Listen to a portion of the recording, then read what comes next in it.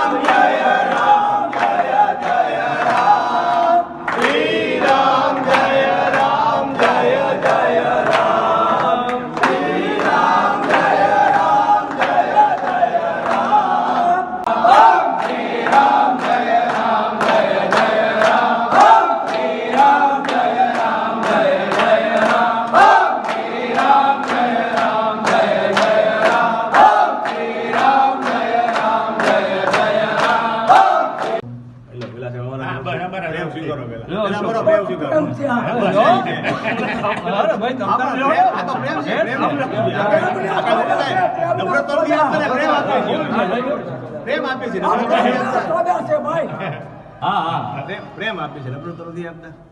આપણે જોડવાનું કામ કરવાનું। છેલ્લા 7 દિવસથી બરોબર દરેક વોર્ડના મહિલાઓ અહીંયા મોરચા લઈને આવે છે। બેડા સરઘસ અને ટાંકા એ હકીકતમાં તો પ્રાચીન શબ્દ થઈ જવો જોઈએ। જો આ ભાજપ સરકાર વિકાસની જે વાતો કરે છે એવો જો વિકાસ થયો હોય તો બેડા સરઘસ અને ટાંકા એ પ્રાચીન શબ્દ થઈ જવો જોઈએ। પણ અત્યારે આપણે આ જે વિકાસની જે વાતો કરે છે આ સરકાર, એ આ સરકારની જે વિકાસની વાતોમાં ત્યાં અત્યારે આજની મહિલાઓને હેરાન થવું પડે છે। 1 નંબરમાંથી મહિલાઓ આવે, 2 નંબરમાંથી મહિલાઓ આવે, 8 નંબરમાંથી મહિલાઓ આવે, 6 નંબરમાંથી આવે, બરોબર છે।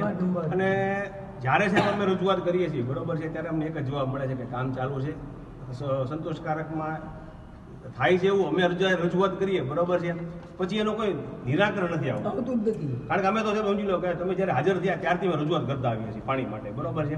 અત્યારે તો સમજી લો કે મહિલાઓનો છે એટલો બધો આક્રોશ છે સિહોરમાં બરોબર છે। અમારી પાસે તો બધા આગેવાનો પાસે એટલી બધી ફરિયાદો આવે છે બરોબર। વિરોધ પક્ષ તરીકે અમારે જે લોકોની જે સમસ્યા હોય એને ઉજાગર કરવી મારી પ્રાથમિક ફરજ છે બરોબર છે। અમે તંત્રનું ધ્યાન દોરવા માટે આજે રામધૂન કરીને અમે તંત્રનું ધ્યાન દોરવા માંગીએ છીએ। ચીફ ઓફિસર સાહેબનું ધ્યાન સમાજ માટે સત્યપૂર્ણ સમાચાર પ્રસારણ આપના મોબાઈલ પર તરત જ લાઈક કરો, શેર કરો અને સબસ્ક્રાઇબ પણ કરો। અને હા, ઘંટડી વગાડવાનું ન ભૂલશો। આભાર। સમાજ માટે સત્ય સાથે સત્યપૂર્ણ અહેવાલ, સમાચાર તથા જાહેરાત પ્રસારિત કરવા સંપર્ક સાધો। સત્યપુંજ સમાચાર પ્રસારણ, લબ્ધિ કોમ્પ્લેક્સ, તાલુકા પંચાયત સામે, સિહોર।